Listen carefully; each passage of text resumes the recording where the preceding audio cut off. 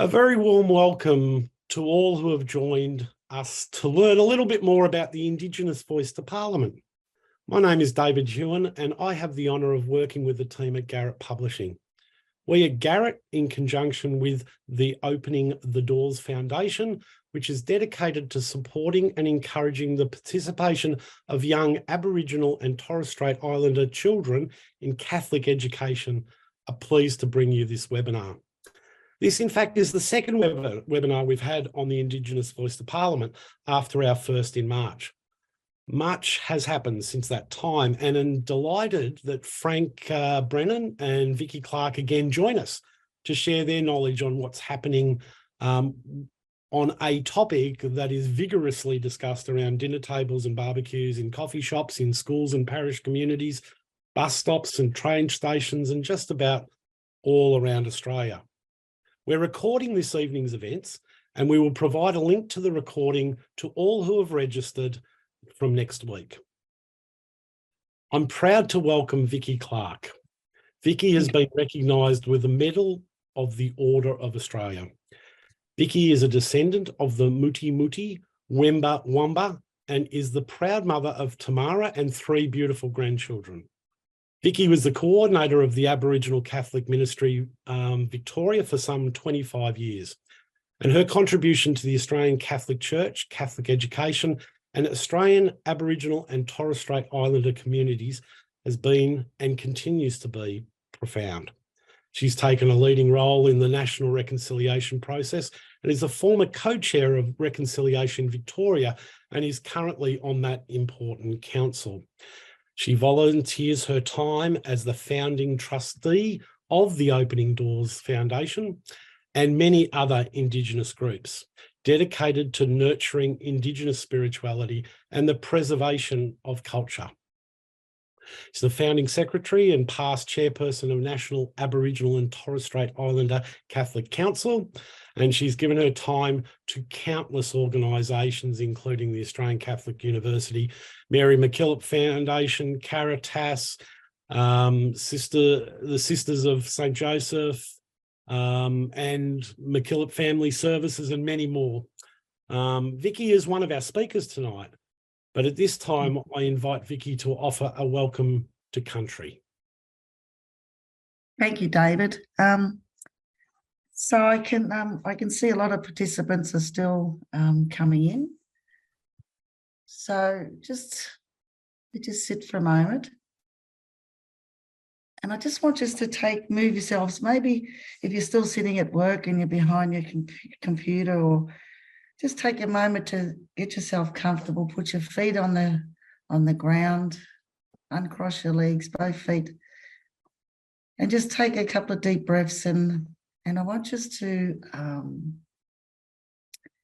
think about the lands that you're on today.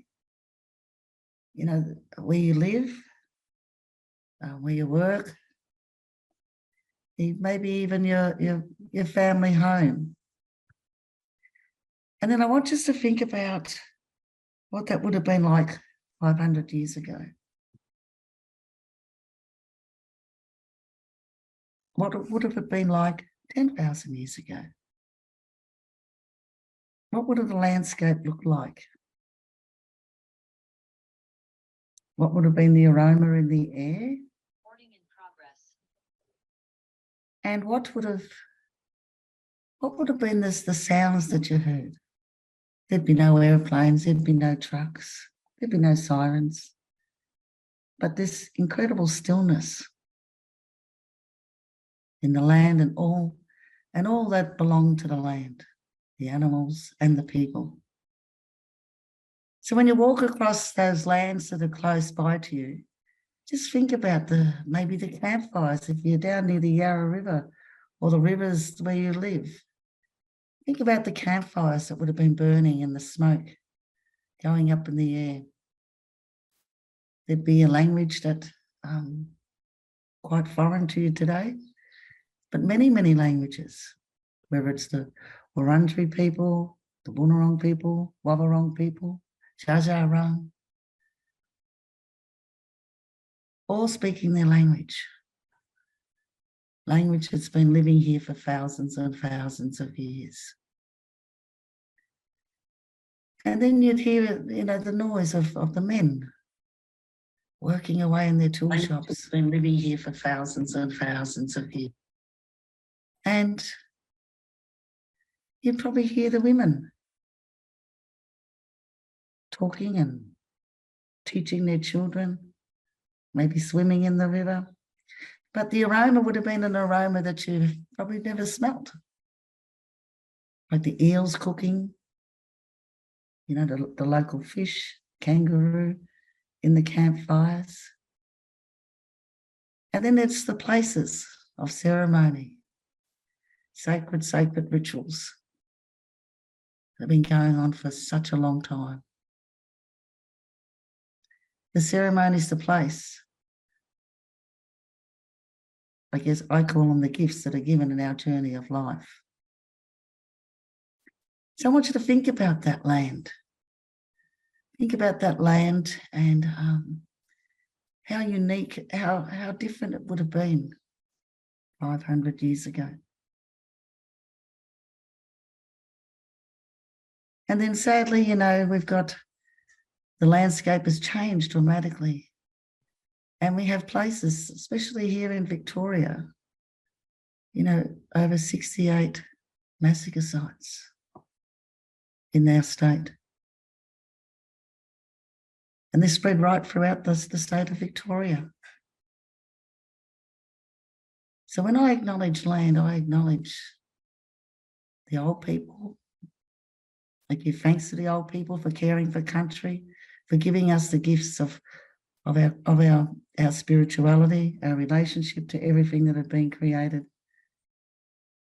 And the special gift of who we are as Aboriginal people. But I also acknowledge those too who died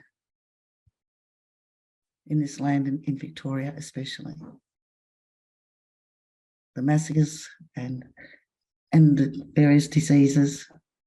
So I want to acknowledge those people too, because their spirit has never been laid to rest in a proper way.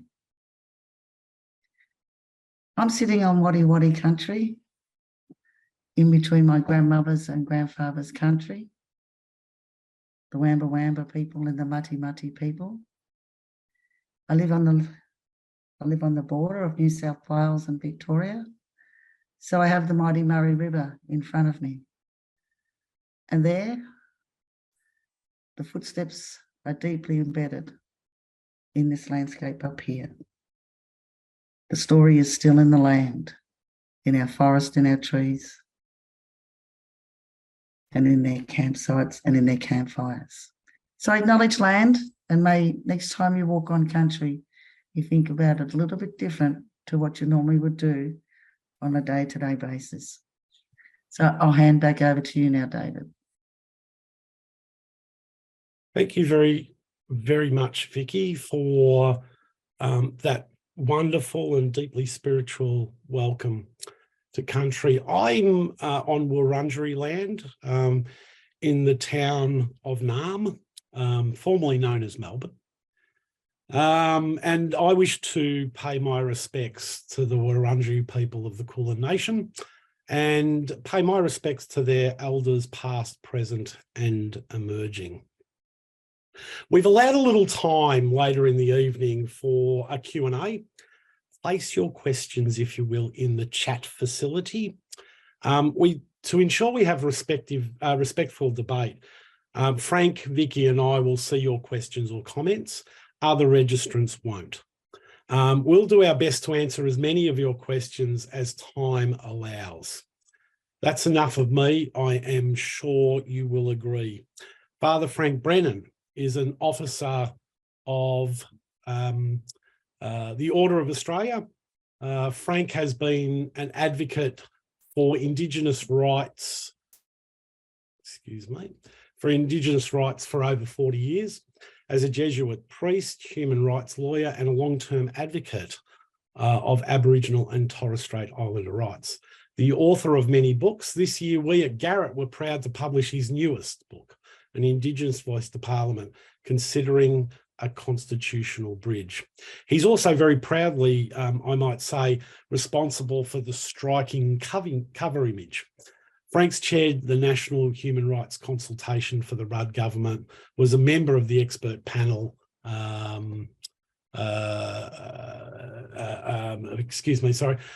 expert panel on religious freedom for the Turnbull government, and a member of the Morrison government's senior advisory group, guiding the co-design process to develop an Aboriginal and Torres Strait Islander voice. Frank, over to you. Thank you, David, and good evening, everyone, and great to be with you, Vicki, and thank you for the gracious welcome to country in which I join. And I'm delighted that we're here also under the auspices of the Open the Doors Foundation. I said to David, I think I'll only speak for 15 minutes because I think the voice is an issue now of lots of controversy and lots of interest. So I think we should leave plenty of time for Q&A. As David pointed out in the introduction, I've been involved in the advocacy of Indigenous rights now for 40 years. In fact, I was speaking with members of the Garratt family from Palm Island just today. Their beloved brother and father and uncle, Tom, passed away in the last few days, and we'll have his funeral on Palm Island on the 10th of June. Back in 1982, I had been appointed as the advisor to the Queensland Catholic bishops, Vicki, on Aboriginal affairs. So they appointed a white fella to get around and to visit all of the remote Aboriginal communities in Queensland. That was because there was some controversy between the church leaders and the then Premier, Sir Joh Bjelke-Petersen, who was quite a colourful character. And with the Commonwealth Games coming up in Queensland, it was known there was going to be an international spotlight on Queensland on issues to do with land rights and self-determination for the remote Aboriginal communities. So I spent quite some months travelling around all of those remote communities and getting to know, develop relationships with the elected chairs and deputy chairs of those communities. In August 1982, the Queensland government said that those elected leaders did not have permission to gather together for a meeting. And the Queensland church leaders decided that they would fund such a meeting. And that meeting was held on Palm Island. And the group who met were led by a fearless young Aboriginal leader from Palm Island by the name of Thomas Garratt, aged 26 years, and accompanied by his assistant, Rachel Cummins, from the Palm Island Council, who was about the same age. And there was a lot of fuss. The head of the Aboriginal Affairs Department in Queensland was furious.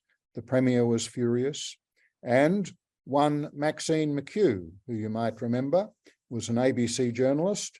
I was reminding Maxine about this only today. She flew across in a light plane to Palm Island. She met with these community leaders, and the next day, Tom Garratt and Rachel Cummins flew into Townsville. They sat in a dark television studio and they went live to air on Nationwide around Australia. I think it was probably one of the first times ever that the elected Indigenous leaders of a remote Aboriginal community like Palm Island went live to air into the living rooms of Australians and around the world. They were a voice for their people.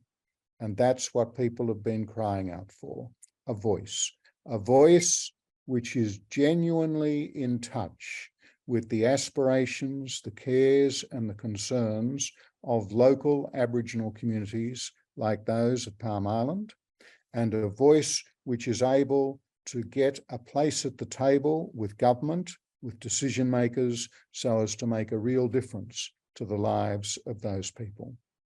So I think that's the vision, that's the dream for us in the year ahead. What we know is that there are various models of voice around, including that which has now been set up in South Australia, which looks a very robust model and something which I think brings great hope to Indigenous people in South Australia. but admittedly, it is the product only of legislation. What's being proposed at the moment at a national level is that a voice should be placed in our constitution.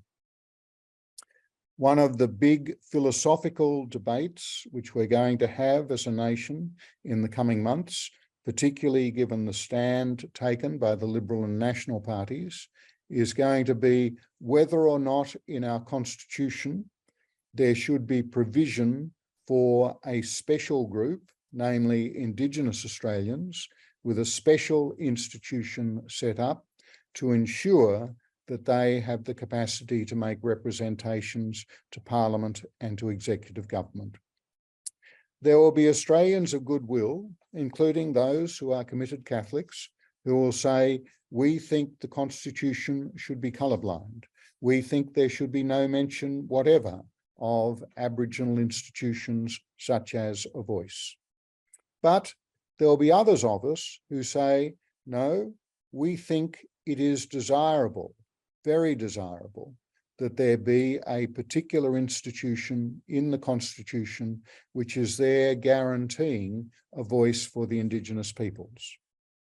And I say that because I look back, for example, you'll remember, Vicki, when Pope John Paul II came to Alice Springs in 1986. This is part of what he said. The establishment of a new society for Aboriginal people cannot go forward without just and mutually recognised agreements with regard to the problems, even though their causes lie in the past. The greatest value to be achieved by such agreements, which must be implemented without causing new injustices, is respect for the dignity and growth of the human person. And Pope Francis, in his great encyclical, Laudato Si, and let's remember, this is Laudato Si week, we're marking the 8th anniversary of that great encyclical, modelled on St. Francis, with care for those who are marginalised, care for our common home, and care for our own interior life. Pope Francis said this at paragraph 146. It is essential to show special care for Indigenous communities and their cultural traditions. They're not merely one minority among others, but should be the principal dialogue partners, especially when large projects affecting their land are proposed. I think those statements from John Paul II and Francis give more than enough reason for arguing that there is a place for putting an Indigenous voice into the Australian Constitution.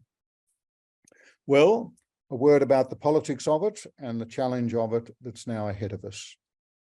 The Australian Constitution is, as I often say, a very dull and boring document. Even lawyers fall asleep when trying to read it because it doesn't contain a Bill of Rights or anything like that. Very different from the US Constitution. It's very democratic in one sense. It can be amended only by we, the Australian people.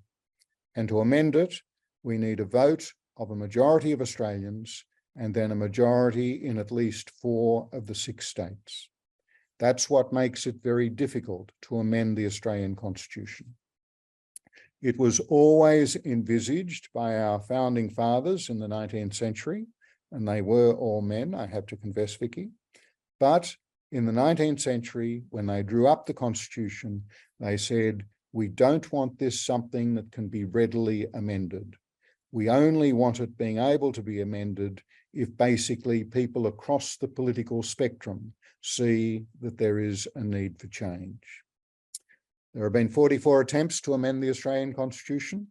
Only 8 have succeeded. And where I think the Labor Party needs to have a little bit of humility, even though they're riding very high at the moment, and even though the Liberals look as though they're down and out, the Labor Party has attempted 25 times to amend the Australian Constitution, and they have failed 24 times. They've only succeeded once. And to have voted in that successful Labor Party referendum, you need to be 97 years of age.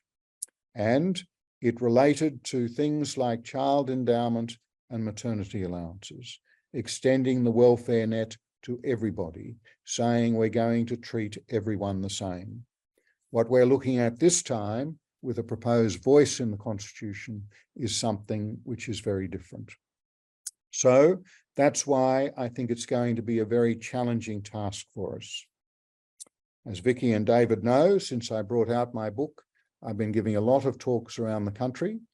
I find that every audience contains three groups. There are those who are going to vote yes, and it doesn't matter what anyone says, doesn't matter what the words are, doesn't matter what the political processes are, doesn't matter what those politicians are saying in their speeches in Canberra at the moment, they're just firmly going to vote yes. There's a second group. They say, don't care what sort of flash arguments people like Frank Brennan or Noel Pearson or Vicky Walker or whoever might have, we're going to vote no. We actually don't think there should be a voice in the Constitution, or we don't think it'll work, or we think it might gum up the system of government. Doesn't matter what any of us say, they're going to vote no. But guess what? There's the group in the middle who are going to decide this referendum. And there may be some of you on this webinar tonight. They are the ones who are undecided. And of those who are undecided, some want more information. They want to be assured that this is going to work. They want to be assured that it will actually be good news for Aboriginal Australians. They want to be assured that it won't gum up the system of government. So what I think is very important for those of us in the church community who have a commitment to getting the country to yes is to be sufficiently across the different arguments, the different discussions about the formula of words, so as to be able to go to the family barbecue or the workplace luncheon or the chat after church or whatever, the people who are asking, what's this really about, to be able to give them sufficient information so that they can make an informed decision. I wrote the book, An Indigenous Voice to Parliament, because in December last year, as David knows, the government had initially decided not to produce the original yes-no pamphlet, setting out the yes case and the no case. I thought that would be a disaster. Now, they've since changed their mind, thankfully, and there is to be a yes and a no pamphlet. But one of the things I'm most pleased about with the little book I've done is chapters 7 and 8. Chapter 7, setting out the yes case. Chapter 8, the no case. And guess what? Most of the people I quote are Indigenous Australians. I think for those of us who are not Indigenous, it's very important to be attentive to the Indigenous voices and to understand those voices. That yes, on the one hand, there'll be the Noel Pearsons, the Megan Davises, the Marcia Langtons, who are strong advocates for yes. On the other hand, there'll be your Warren Mundines, your Jacinta Prices, your Kevin Dillons and people like that who are for no. I think to have an understanding, a respectful understanding of their viewpoints, and then to be able to have the conversations, that I think can help bring the country to yes. My final observation would be this. It's not good enough for us simply to get a majority of 50% plus one. This has got to be done in a way that can bring the country together. It's got to be done in a way where we can feel good about ourselves as a nation. And it's got to be done in a way where Aboriginal Australians, wherever they lined up in the political debate about this, that the day after the referendum, that they'll be able to walk tall, or at least to walk taller than they have been able to do in the past. So that's the real challenge. And if I might just take us back to that line of Pope Francis in Laudato Si, it is essential to show special care for Indigenous communities and their cultural traditions. They're not merely one minority among others. It should be the principal dialogue partners, especially when large projects affecting their land are proposed.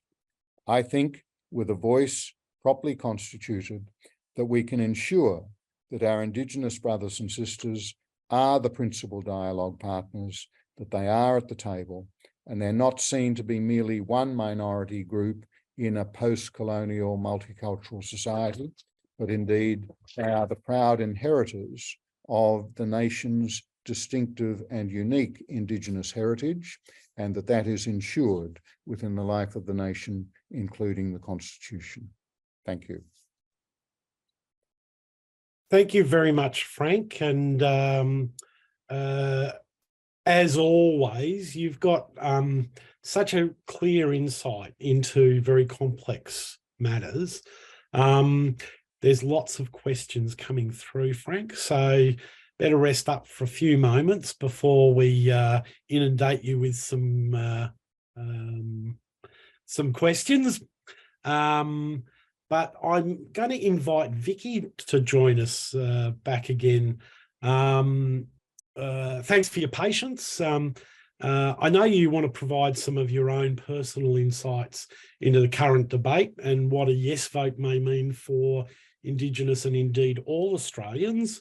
And also you've got a little special message as well. So Vicki, if you'd like to am I muted? I'm fine. Am I good? Yep, you're good. Okay.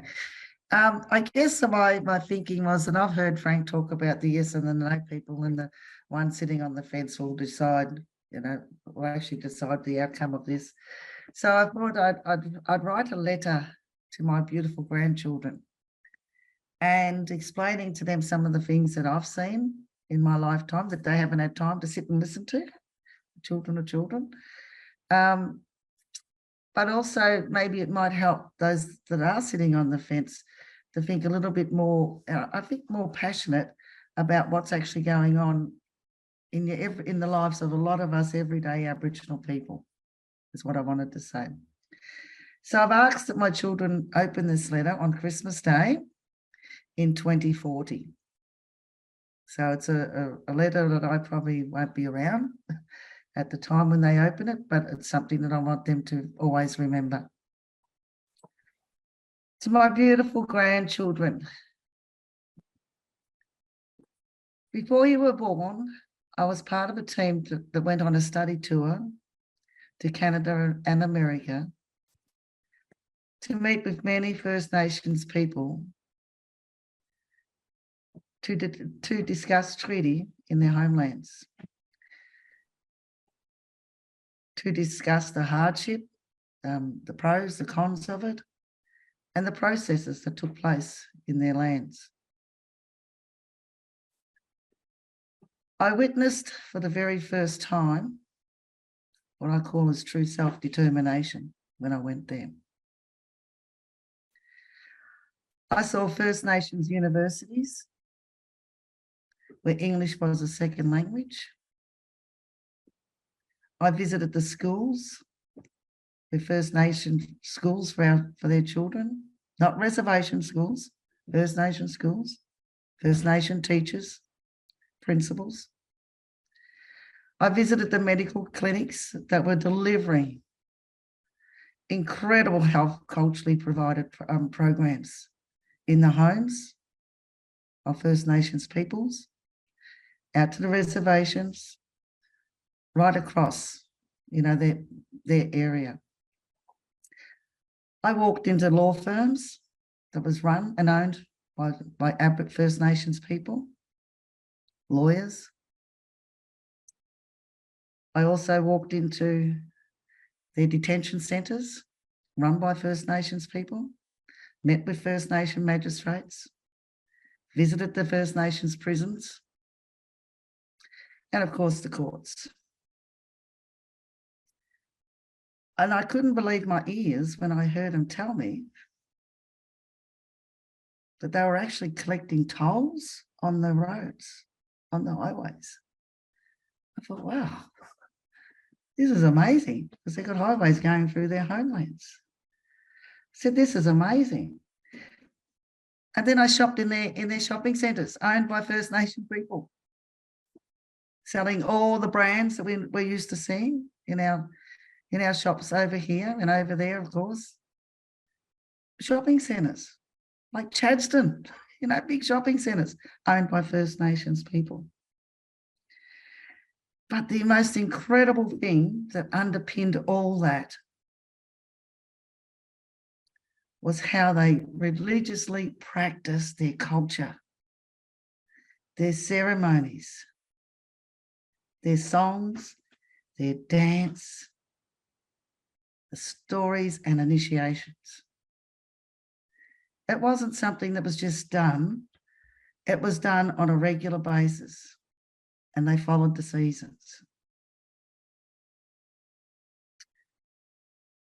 But one of the most incredible things that I heard those people, those warriors say over there, we don't sit at any table we don't want to sit at. We sit at the table that we choose to sit at because we're competitive and we're just as equal as anybody else in this land. Incredible. You know, I could not believe I wasn't prepared for this when I went to Canada and America on this tour. And especially, you know, here as First Nations people, thousands of kilometres across the waters, living the same lives that we've had the same historical, colonisation, had the same history as us, and how they've risen.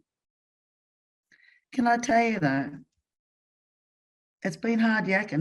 Not all the Aboriginal people or the First Nations people over there came along that journey with them. You know, there was some that had to be left behind because they didn't want to, but they do not neglect those people today over there. They're still, they're still cared for. They're still loved and they're spiritually nourished as well. And they told us that, hey, it doesn't come on a platter. A lot of our people died. And, as I said, it's the same history as what we had. So I sat I've gone off my letter a little bit now, so I'll go back to my letter if I can. So they told us of the fights and the battles over the years, that reminded us of, that, as I said, nothing came on a platter. It was a real struggle. So Jalu and Kaylin and Anala, your old people were like that too. Your old people fought many battles in this country. Many, many battles. Some we won and some we lost. But the one battle I really want you to never forget, never ever forget, my grandchildren, is the battle we won in 2023. When there was a great movement in this country to include Aboriginal people in the Constitution and a permanent body to Parliament. I want you to never, ever forget that. Because during this time, your elders were shouting loud. They were shouting as, that old quote, if the stones, if the people don't, if you don't shout out, the stones themselves will shout out. If you don't speak up. But the elders were shouting out loud and clear. And I want you to remember that, my children, my grandchildren, that your elders were yelling out loud and clear. It's about time. And they, you talk to elders up here and they stamping their tables, their kitchen tables. It's about time we're in this Constitution. It's been going on too long, I tell you. Just like that. Simple. Not worrying about all these words. About time. So that's why, my grandchildren, you are in the Constitution today. Because the people of Australia voted with their hearts. Or from their hearts. And that's why we won the battle. A true moment in reconciliation. So today, when you speak your language, Jalu and Anala and Kaylin, when you speak Wamba Wamba, this is why. Because you attended a school that was bilingual. You learnt your language at school. Unheard of in most places in Victoria. And you have been gifted, protected country that connects your spirit to the land. No one can take that land away from you anymore. That's your spiritual base, my children. You have stories to tell. I want you to keep telling your stories, you fellas, I said. Keep practicing your cultural practices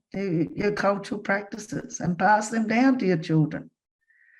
You know, all the things we do on country that we've done in the past has continued because we are now recognised in this constitution. So when I see what I can see, when I seen, you know, over in across those waters,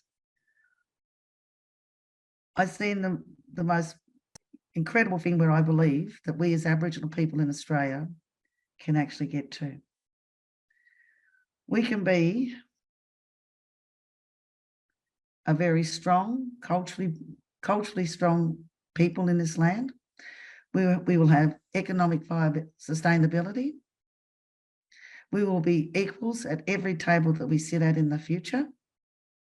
And we will bring as many families with us as we possibly can. So to my beautiful grandchildren, please take care of your spirit. Nurture that hard work that your ancestors have fought for.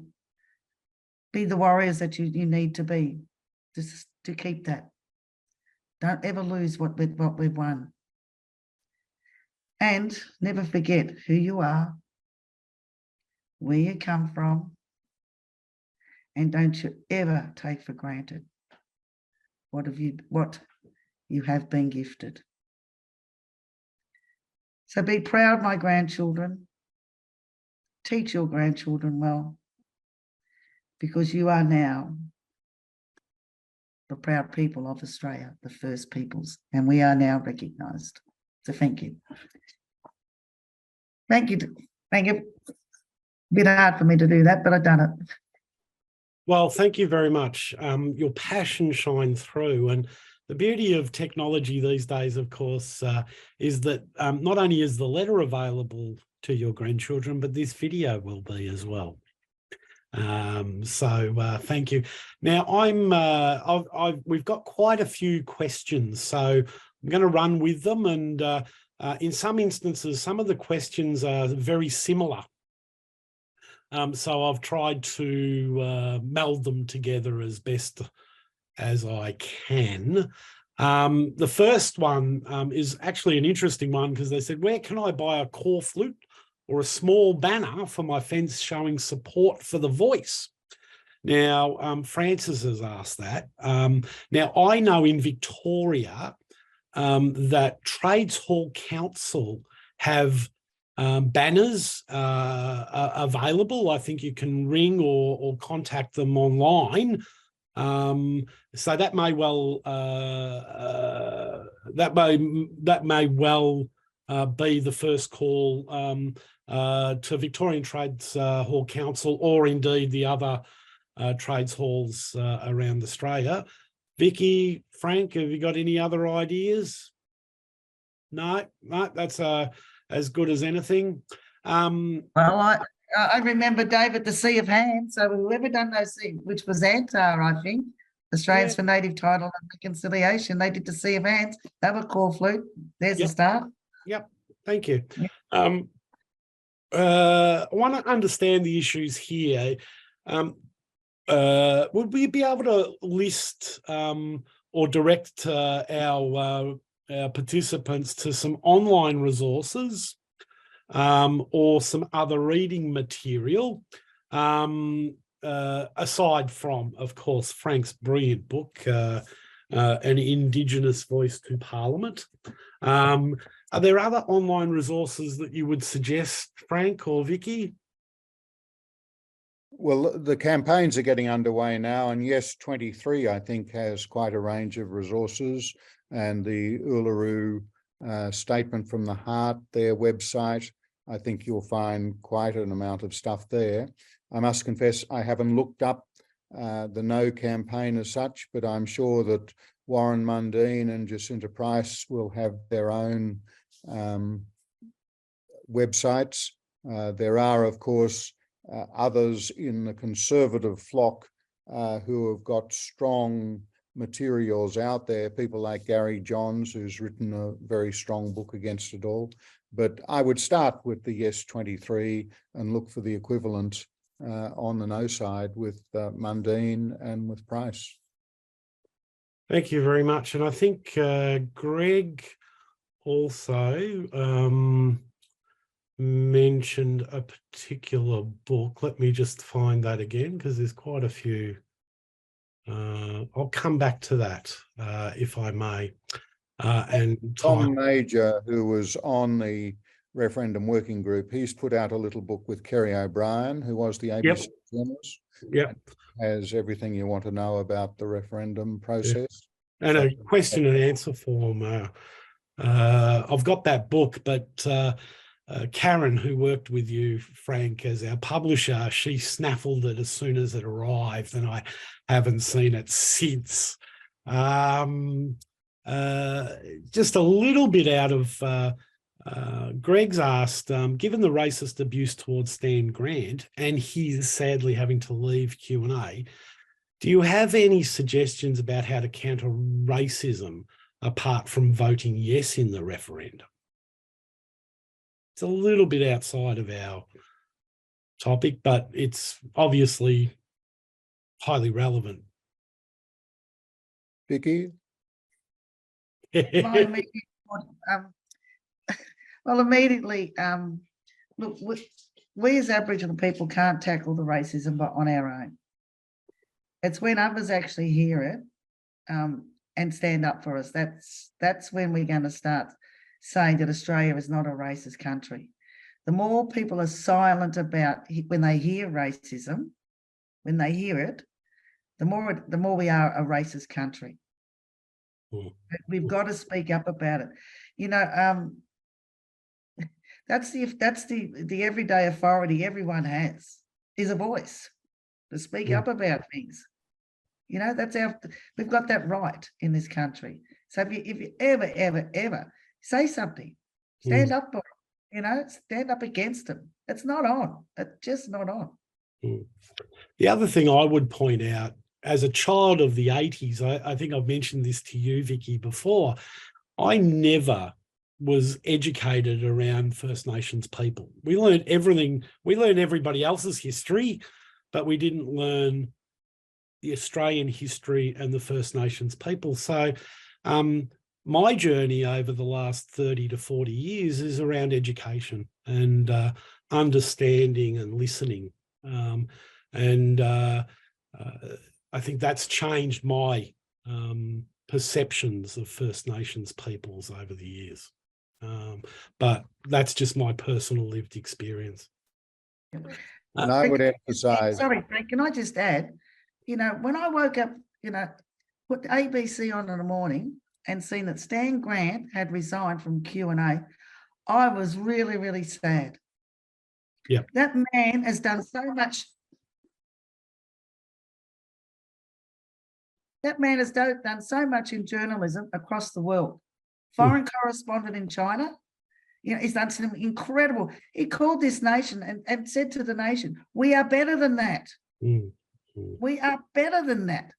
Well, we're not better than that, really. You know, if a man like Stan Grant has to resign because of the racism, well, we're not the nation. We're not the mature nation we should be.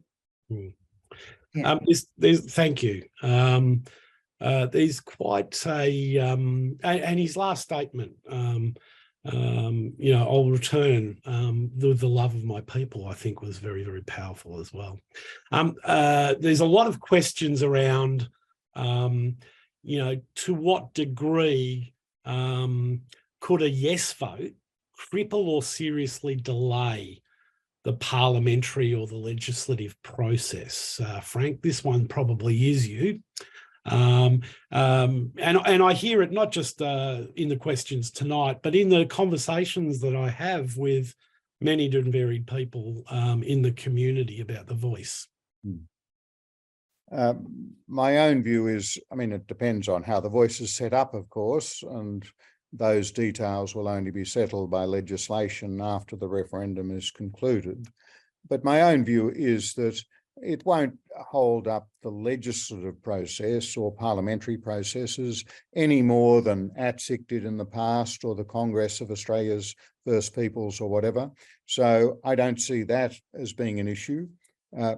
What some people see as an issue, David, is that where there is provision to making representations to what's called executive government, and there are two issues there. One is there's no agreement even among the experts about what is included in executive government. So, for example, Megan Davis, who's a very respected senior member of the Referendum Working Group and a constitutional lawyer, etc., she says that it includes bodies such as the Reserve Bank, the Great Barrier Reef Marine Park Authority, Centrelink and the Ombudsman and all that sort of thing. So there'll have to be some time until all of that is worked out. But the second aspect is going to be the extent to which the Voice will make representations not only to Parliament and not only to ministers and not only to permanent heads of departments about policy or whatever, but which is what, for example, the South Australian Voice will be able to do. But what's envisaged with this is that the Voice, if it wanted to, would be able to make representations to public servants making routine administrative decisions. Now, that's where there's been a lot of division between legal experts, and you've probably heard, you know, you've had retired Justice French and retired Justice Hayne on one hand saying there won't be any problems. You've had retired Justice Callanan and the late David Jackson, who was the country's leading constitutional silk, saying there will be problems. So that area is what's been causing controversy. And the South Australian Treaty, or the South Australian Voice process, and indeed, you know, the Victorian treaty process, how would those processes, or yeah, we'll call them processes, would they influence the voice to Parliament at the federal level, do you think? Vicki, you've been involved in the treaty in Victoria for quite some time. Do you have a thought on that? And then Frank, you might also wish to add in, but I want to try to get both of you answering some questions. Sorry, David, I've been naughty. I've been reading the chat. What'd you say? Just going to say, there was a question, what effect or otherwise influence may the Victorian treaty process or the South Australian Voice to Parliament, would that have an impact on the federal Voice to Parliament? Oh, look, it's such unknown at the moment, David. Like, my involvement was part of that study tour to Canada and America, was to set up the Assembly, you know, and so it's really unknown. And you know, I often think about that too. If we get a treaty in the Commonwealth, what's that mean for us mob, you know, Wamba people in our state of Victoria? You know, because we're fighting for not so much treaty, we're fighting for a recognised Aboriginal party, as well as, you know, a treaty. The treaty framework's there for our traditional owner groups. And that that'll move way before the treaty in the Commonwealth, trust me. I might jump. I was on the Karma Langton committee, you know, which was 18 of us, only 3 of us were non-Indigenous, and we met over 2 years or whatever. And definitely every step of the way along that, there was insistence that, yes, you'd have a voice in Canberra, but there would be local voices, which would feed into regional voices, which would then feed into the national voice. And that's why I've often said, Vicki, that the national voice is really, it's a bit of a misnomer. It should be more like a set of ears than a mouthpiece. It's got to be listening to those local and regional voices and then bringing those together and then presenting at the table.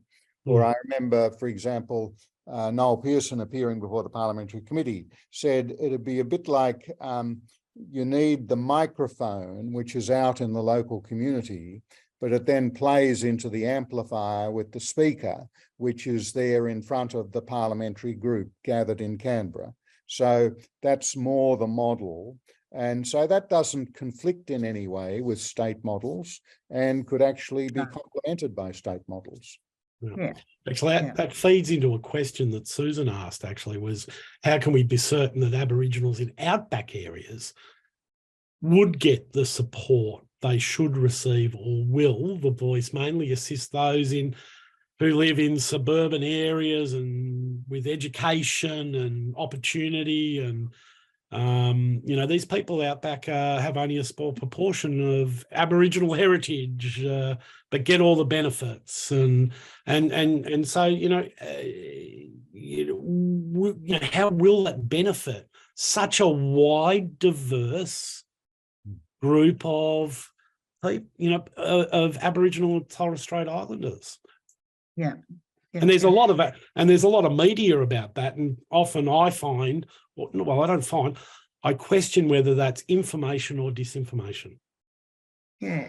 Well, David, you really can't answer that question. What the voice is going to do? Are they going to be able to make an impact into some of those remote and outback areas that we've got? Yeah. It hasn't successfully been done in the past, has it? Let's own up to the fact. We see it all the time. We know it.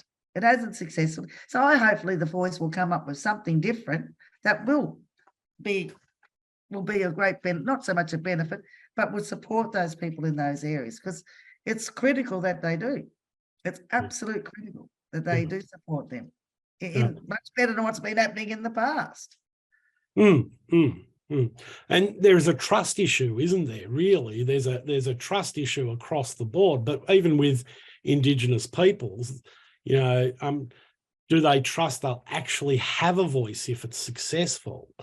You've got a little friend there. I don't think they'll answer the question, but and there's also disputes at local levels with different land councils or elders. How will the voice impact that process? Well, I'm going back to a state level now. We have a treaty umpire that's just been set up in Victoria to help deal with that issue. Yeah, right. An independent body, and it helps deals with those issues between government, state government, local governments, and our traditional owners under the new treaty framework in Victoria. So, David, what you're talking about is human. We're human. It's normal, We're not all going to say yes. Well, sorry, not say yes, but we're all not going to agree on the same thing. Of course, we've got different opinions. We've got different views. We've got different country, different languages, different practices. Yeah. So it's normal for us not to agree. Yeah. Well, I think it's normal. Just like you fellas, David. I was about to say, I don't know. I'm a Geelong supporter. I can assure you I don't agree with many other teams. And we're talking about tribal at that level. There was a question, actually, I know, Frank, that you had the opportunity to speak to the Catholic bishops a few weeks back.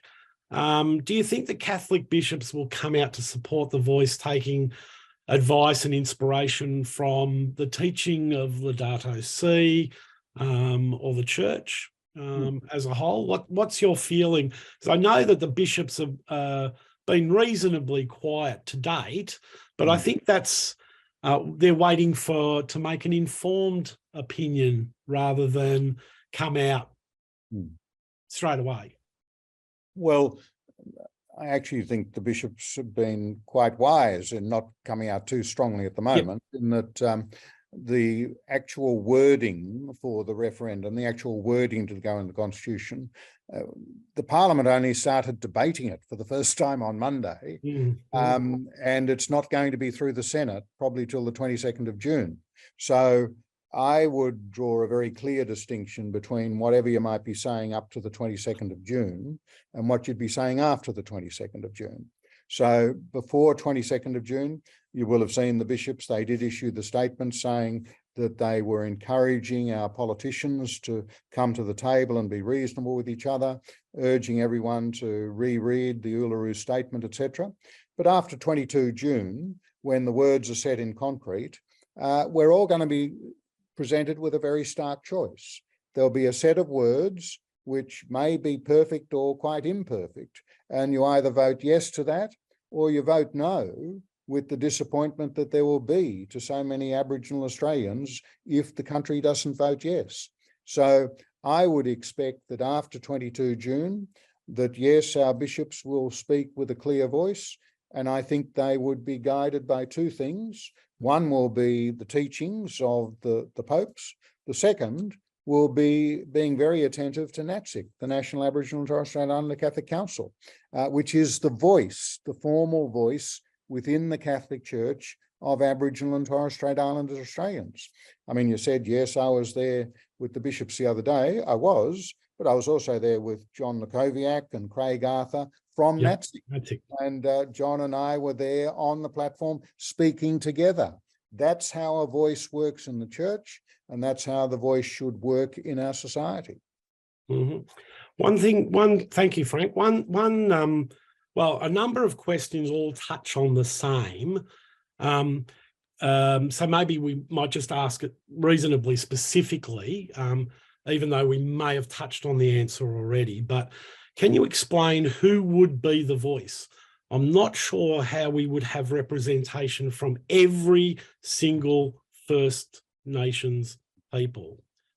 Even then, there's so many different views. The process of who the voice would be is really unclear.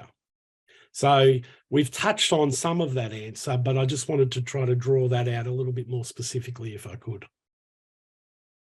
Well, the advocates for the voice quite rightly say that what you put in a constitution are the principles, just the basic principles. What the voice would be, I mean, it might change from time to time. It would be drawn up in legislation, which of course would need to go through the Parliament, and that includes, you know, jumping the hurdles through the Senate or whatever. Probably the best I can do is give you the idea of what we were constantly discussing on the Calma-Langton Committee. And that was that, if I remember rightly, there'd be lots of local voices. I think we thought there'd be about 35 regional voices, and then there would be 24 members who would be chosen from those regional voices who would constitute the national voice. Now, some states or areas might decide on a direct election method for their members of the voice. Others might say, oh no, we'll just leave it to the regional voices to nominate their person or whatever. So the understanding is that there would be quite some flexibility in that, in terms of whatever were seen to be the local and regional desires for how the voice might be constituted. The other thing to say is that everyone appreciated that there should be equitable distribution of membership of the voice between states and territories, but then of course extra weighting for those areas which had large remote Indigenous populations, because it's the remote communities who so often miss out in having their voices heard. Thank you very much.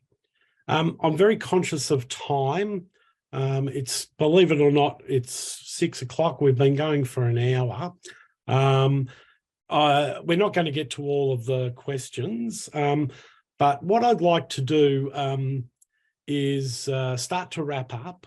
I think I will go through the webinar questions in coming days, and I might share those with Vicki and Frank very quickly to see if there's specifics we might be able to answer.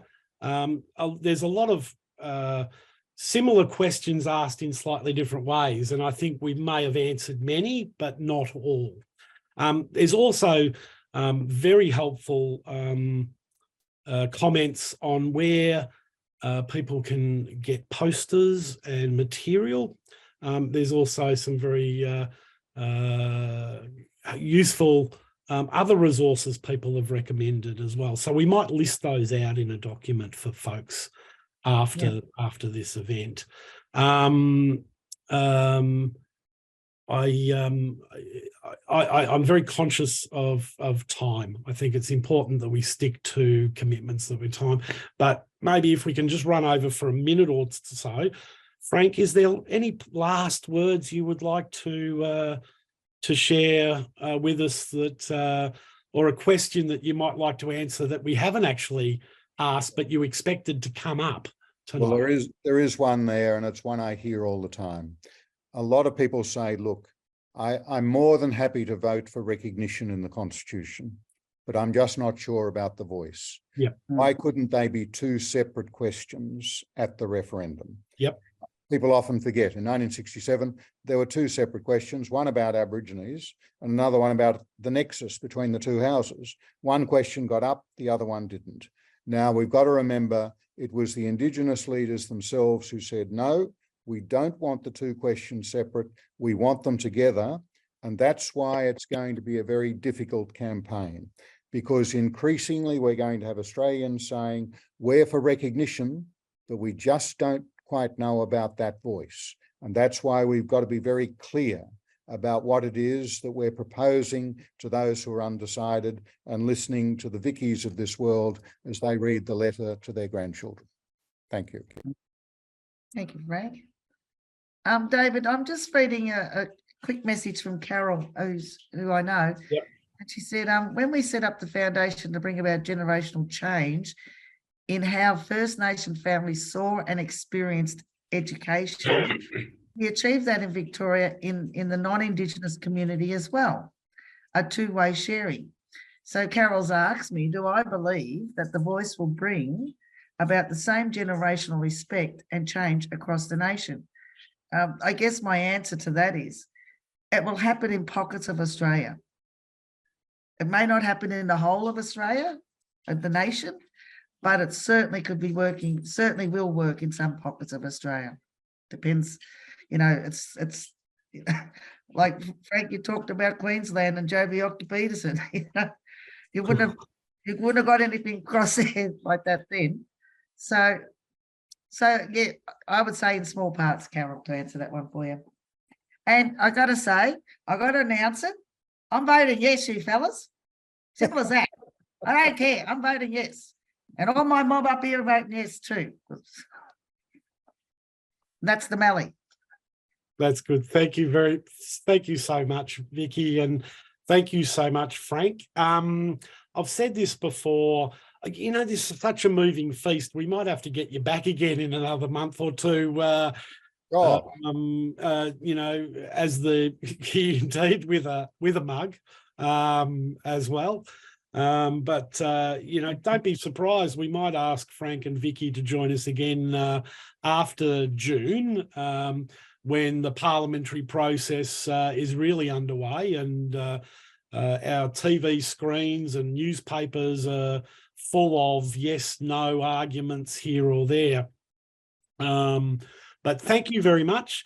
I've said this before and I'll say it again. Frank's Indigenous Voice to Parliament book, I think, is the one book that all Australians should read this year. So I'm holding that up. So I ask you tonight, do your bit getting the message out to as many of your friends, your family and your loved ones. Buy a copy, buy 2 copies, buy 5. Make me happy and make Frank happy as well. It's a shameless plug to generate sales, I know. But it's also my call to make sure that you become advocates of informing Australians, whether or not it's a yes, undecided, or no vote. I'm not suggesting either way, but it's important that we're an informed audience and voter, I think. I'd also just like to say that for many people, the power of the story from Elizabeth Pike, it's been out of print for a number of years. It is now back in print. And we know that a number of people really have wanted this book. It's a book with a unique collection of reflections and parables and stories of the land, from the land, that illustrate both aspects of the Catholic tradition and Indigenous spirituality. So that's now available.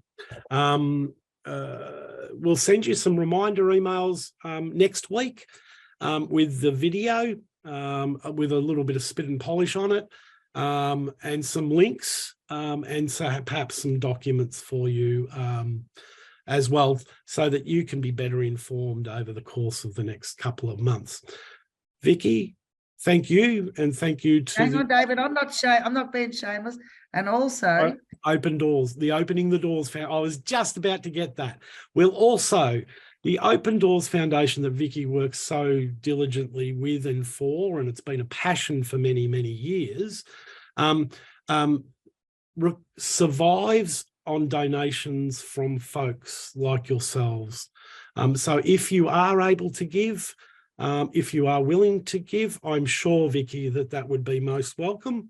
We know it's tough times out there for everybody, but if you are able to contribute, then we will pop a link and some details in how you could possibly do that in next week's email as well. So watch out for that. So, and Garratt, as I said, have been delighted that you've joined us tonight.